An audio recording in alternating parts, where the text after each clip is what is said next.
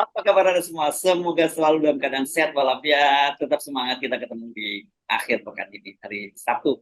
Enak nih ya suasananya, perpaduan antara hujan dan ketika matahari pagi terbit. Saya kira di daerah itu Anda juga bisa merasakan suasana itu. Yang nggak enak itu suasana di istana. Saya sih bisa menduga seperti itu ya, Bung Rocky. Dan nggak perlu nunggu waktu lama. Kan kemarin kita bicara setelah Pak Agus Raharjo speak up tentang apa yang terjadi dengan Pak Jokowi, pasti akan muncul tokoh-tokoh lain. Dan benar, kemudian ada muncul Sudirman Said ngaku bagaimana peristiwa seputar objeknya sama, ini Setia Novanto, skandal minta saham gitu yang dimarahin juga oleh Pak Jokowi.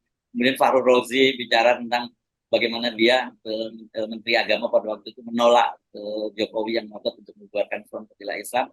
Ini kita tuh tinggal nunggu beberapa orang lagi yang mesti bicara juga ini ya, Bu Rocky. Itu kan dulu ini dari setahun lalu kita udah duga ini pasti setelah Jokowi mulai melemah, maka semua orang stand up, speak up, stand up for your right. Nah, itu kata Bob Marley itu. Jadi Ya, sebetulnya kita tahu bahwa selama seseorang itu dikendalikan, maka dia ada dalam suasana psikologis tertekan. Tetapi begitu kendalinya mulai melemah, maka secara otomatis keinginan untuk bercerita tentang kebenaran dimulai itu. Jadi hal-hal yang sebetulnya dengan mudah kita duga bahwa pasti ada intervensi Jokowi di KPK, pasti ada intervensi Jokowi di BPK, pasti ada intervensi Jokowi di PPATK segala macam tuh. Apalagi kalau itu menyangkut hal yang bagi Jokowi ini politik identitas, makanya itu AFPI mesti dibekukan. Tapi kita tahu duga dari awal nggak mungkin satu peristiwa itu tidak ada pro dan kontra. Nah sekarang Fauzi Rossi kemudian mulai membuka hal yang sama, diikuti oleh setelah Agus Pasal Ros, Menteri Agama, mantan Menteri Agama, lalu mantan Menteri BUMN, Sudirman Said. Terlagi nih Mahfud mesti ngomong, lalu Sri Mulyani itu, lalu selesai problem kan. Tetapi itu memerlukan dukungan publik untuk memperluas publikasi ini. Saya tahu bahwa nanti datang punakawan-punakawan istana untuk bikin orkestrasi lalu bantah. Enggak begitu maksudnya, ini yang terjadi itu. Iya, itu cuma untuk mengalihkan isu sebetulnya. Tetapi di benak publik, apalagi di benak jurnalis-jurnalis senior, itu polanya udah tahu tuh. Wayer Subeno itu tahu apa isi politik istana di sekret bertahun-tahun, ya tentu dia akan jadikan itu sebagai dasar untuk menduga hal yang sama bahwa jurnalis istana hari ini juga tahu rahasia-rahasia itu. Tapi kita butuh satu era sebetulnya untuk mengungkapkan kebenaran. Dan ya. itu akan jadi buku satu waktu bahwa banyak hal yang disembunyikan di era Pak Jokowi. Dan Ibu Mega udah mulai cicil masalah-masalah itu. Saya kira semua menteri juga tahu kelakuan Jokowi selama pemerintah tuh. Cuman mereka butuh orang-orang yang di awalnya nekat. Nah kalau kita yang ngomong, nekat-nekatnya kita kan nggak dianggap. Kecuali yang ngomong itu bekas pejabat atau tokoh politik. Ya. Ini kan apa ya analoginya, saya nggak tahu pas atau tidak. Ini semacam kutukan keris empu gandring gitu ya. Saya menyebutnya karena Pak Jokowi kan menggunakan politik sandra, orang para para ketua umum partai, para menteri itu dengan politik sandra, dan Pak Jokowi gunakan itu untuk menakut-nakuti mereka sehingga mereka tunduk pada mereka, pada Pak Jokowi. Tapi Pak Jokowi lupa bahwa orang-orang ini juga punya senjata yang sama yang bisa digunakan balik untuk Pak Jokowi gitu. Sekarang menyerang balik Pak Jokowi. Iya, bahkan senjata yang dimiliki sebetulnya lebih banyak. Jadi Oh, iya. kalau saya bertemu dengan kalangan politisi, semua tahu bahwa Jokowi pegang sprindik mereka, tetapi mereka juga pegang sprindik Jokowi kan. Ini tinggal soal momentum aja tuh. Jadi sebetulnya terlihat bahwa ini akan jadi orkestrasi, bahwa Jokowi akan ditelanjangi akhirnya oleh orang-orang dalam gitu. Kalau ditelanjangi orang luar, kita kena undang-undang ITE. Tapi bagaimana kalau orang dalam yang telanjangi? Yang bantah orang dalam juga. Tetapi dalam era hari ini, orang dalam bantah itu nggak ada yang percaya tuh. Jadi ada orang yang bantah-bantah, nggak begitu, Pak Agus, KPK bukan itu yang terjadi. Dia silahkan bantah. Tetapi akan ada uh, kesaksian baru nanti itu. Dan testimoni-testimoni ini juga bisa kita bukukan untuk dijadikan semacam buku kecil menjelang pemilu, supaya nanti kalau Jokowi dan mereka yang mendukung Jokowi itu masuk dalam perdebatan, tinggal dikeluarin buku kecil itu kan oleh oposisi, oleh panelis atau oleh lawan debatnya. Katanya udah begini Pak Jokowi. Nah pada waktu sekarang Jokowi nggak mau ngomong, yang dia suruh ngomong adalah sisa-sisa penganut setia dia tuh. Tapi satu waktu pers akan sodorkan mic ke depan Pak Jokowi. Apa ini betul? Kalau dia ngeles itu artinya betul. Oke. Tapi mari kita ambil contoh saja, contoh kecil aja ya, Bung Rocky, yang ini bisa apa menggambarkan situasinya Pak Jokowi ya, itu KPK, gitu ya. Kan Ya. kita tahu ini para pimpinan KPK akhirnya juga mengakui seperti Alexander Marwata membenarkan Pak Agus Raharjo cerita seperti itu. Saud Situmorang juga membenarkan cerita semacam itu gitu. Bagaimana mereka memutuskan dia terus jalan terus kasusnya Setia Novanto. Nah, ini kan kemudian kalau tadi menggunakan sprindik itu kita tahu di KPK itu kan juga ada pengaduan yang disampaikan oleh Ubaidah Badrun berkaitan dengan putranya Pak Jokowi ya. Dua orang putranya malahan ada Kaisang dan Gibran yang dilaporkan oleh Ubaidah Badrun dan sampai sekarang sama KPK itu kan belum tidak lanjuti. Tapi saya kira ini kan masih jadi dokumen yang tinggal di KPK gitu, suatu saat bisa dibuka lagi. Gitu. Ya pasti salah seorang komisaris KPK kan dia akan bilang, iya itu kasus Gibran disuruh langsung oleh Jokowi supaya jangan diungkap-ungkap. Kita harus menduga begitu tuh, karena ada algoritma yang sedang menuntun kita. Padahal sebetulnya jujur aja kan, sama seperti Pak Harto dulu, bahkan masih berkuasa dia menulis buku apa namanya itu, perkataan, pikiran dan tindakanku yang ditulis oleh Ramadan Ucapan KH. pikiran dan tindakan. Nah, ucapan pikiran dan tindakan. Iya. Ya, ya. Itu Pak Harto bertanggung jawab semua isu tentang siapa yang lakukan Petrus. Pak Jokowi bilang, ya Pak Harto, ya saya lakukan itu untuk menjaga rakyat. Walaupun itu dipersoalkan dari segi hak asasi manusia dan kita semua marah karena Petrus waktu itu nggak ada pengadilan. Itu namanya summary execution, langsung ditembak di tempat. Tetapi Soeharto itu jujur mau mengakui itu yang dia lakukan kan, dengan alasan yang dia sebutkan masuk akal nggak masuk akal, tapi dia jujur mengatakan saya melakukan itu loh. Walaupun orang bilang enggak itu ini istri saya, mungkin Benny Murdani bilang iya, tetapi Harto akhirnya bilang enggak itu semua saya yang perintahkan. Kan itu yang satu waktu akan dibuka orang juga, siapa yang perintahkan untuk menutup kasus Gibran yang disodorkan oleh Ubedillah, oleh Ubed misalnya. Siapa yang menyodorkan kasus kilometer 50 untuk dicabut CCTV-nya kan? Kan semua itu nanti satu persatu terbuka.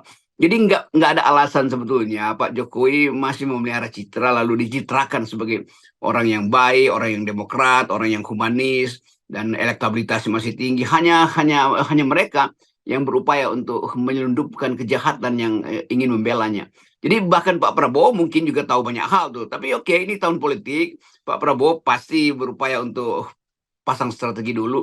Tetapi siapapun yang akan jadi presiden nanti akan diminta oleh publik untuk membuka apa sebetulnya aib yang disimpan di sana.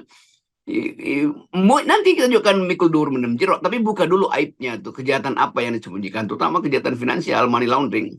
Ya, ya. Dan saya kira itu tidak akan terjadi kalau kemarin Pak Jokowi tidak tetap cawe-cawe dan ingin melanjutkan kekuasaannya ya, Bung Rocky. Kalau dia turun secara normal 2 periode, orang mungkin akan sudah melupakan. Udah tutup buku lah, eranya Jokowi kita ganti yang baru lagi. Tapi dengan situasi sekarang, saya kira orang nggak akan berhenti di situ.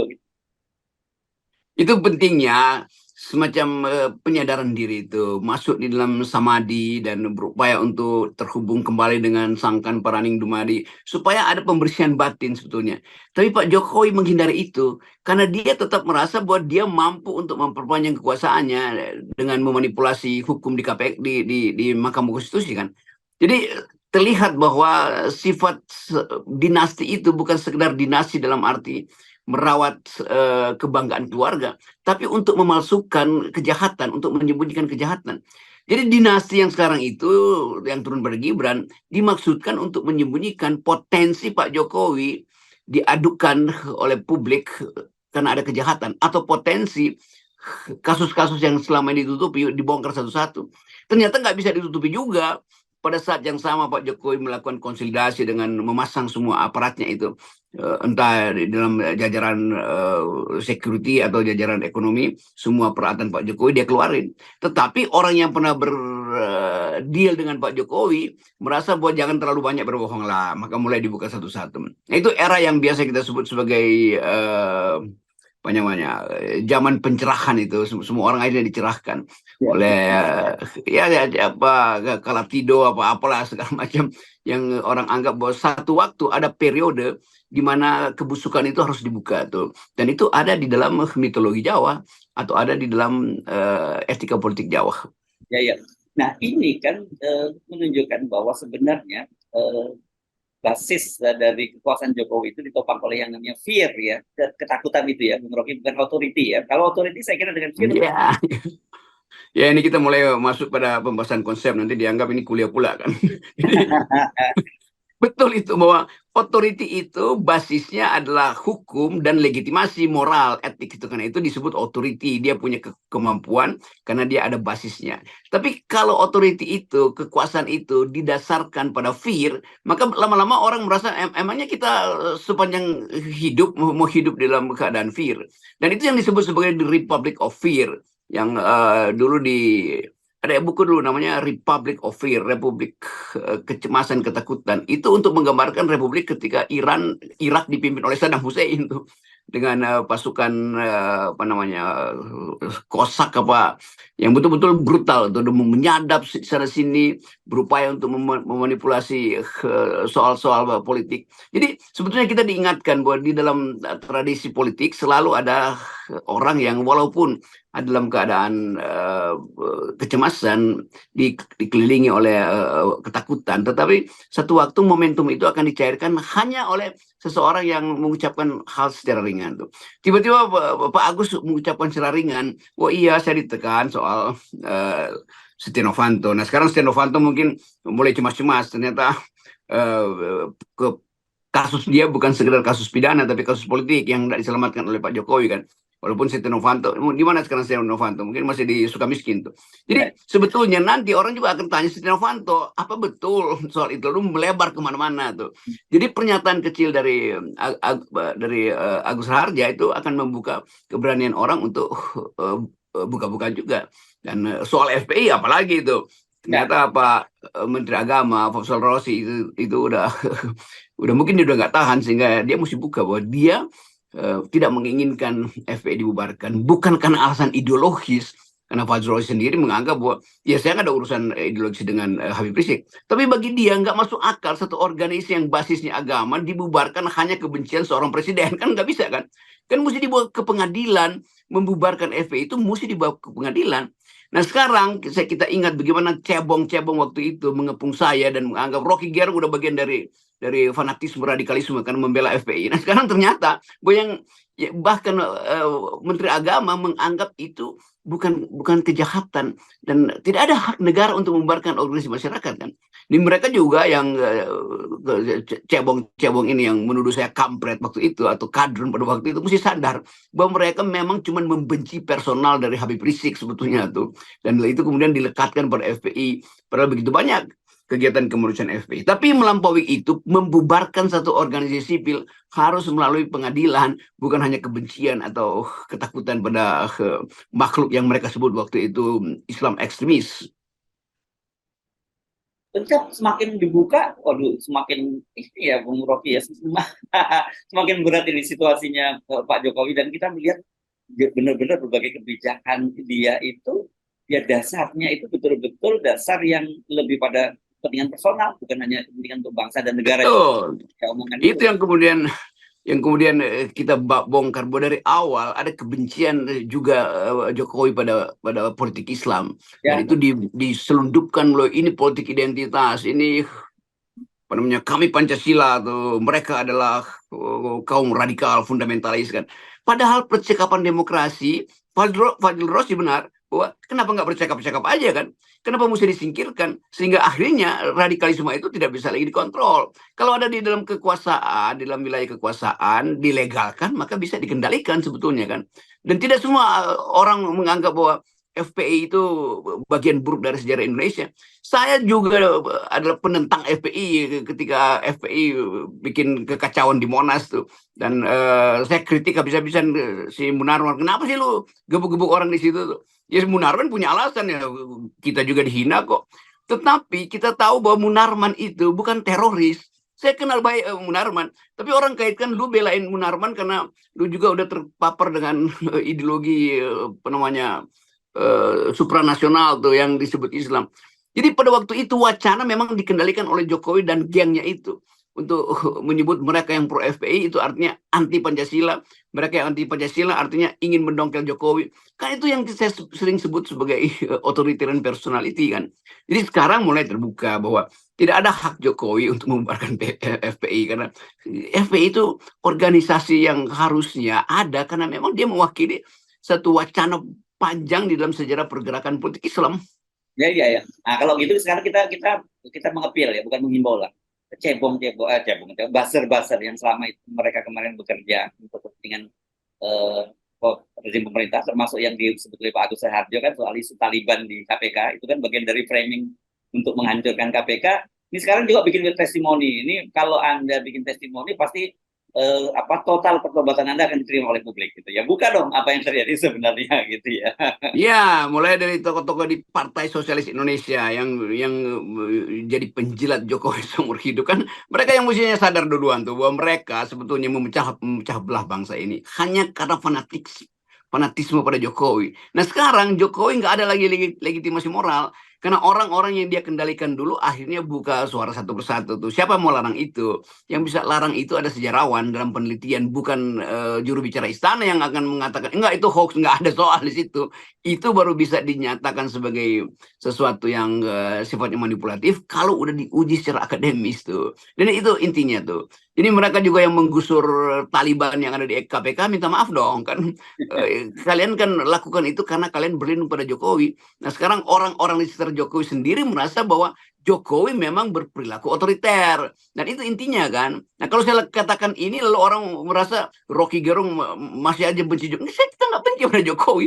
Yang kita benci perilaku otoriternya. Yang kebetulan saya dan Hersu lebih mudah mendeteksi itu dari 3-5 tahun yang lalu. Yang belakangan ini kan juga pendukung juga. Pada akhirnya mereka tahu ya benar juga yang dibahas di FNN. Setiap kali saya ketemu orang yang anti saya, itu terutama dari kalangan PDIP dan buzzer Jokowi, Rock itu ada benernya. Bukan ada benernya, memang benar dari awal gue bilang. Cuman ngapain lagi? Ya udahlah, udah terima aja lah. Kita nggak benci pada orang yang dari awal dungu, tapi sebetulnya kedunguan itu kan sifatnya karena dia ingin melindungi kekuasaan. Jadi dia jadi dungu justru karena jadi feodalistik, jadi ingin memuja kekuasaan. Kan aneh, intelektual memuja kekuasaan kan kacau. Saya nggak bisa ngerti bagaimana begitu banyak intelektual, orang-orang yang belajar hukum tata negara, belajar di luar negeri sampai dapat degree, PhD segala macam itu, tetapi memuja kekuasaan. itu ajaib. Itu ada semacam mental dangkal pada the so-called intellectual itu.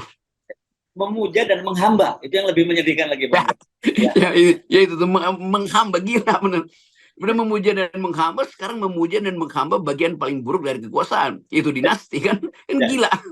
Oke, baik, Bang Rocky, kita tunggu ya. Kalau ada yang akan muncul lagi memberikan testimoni lagi dan kita jadikan, kita akan ulas lagi.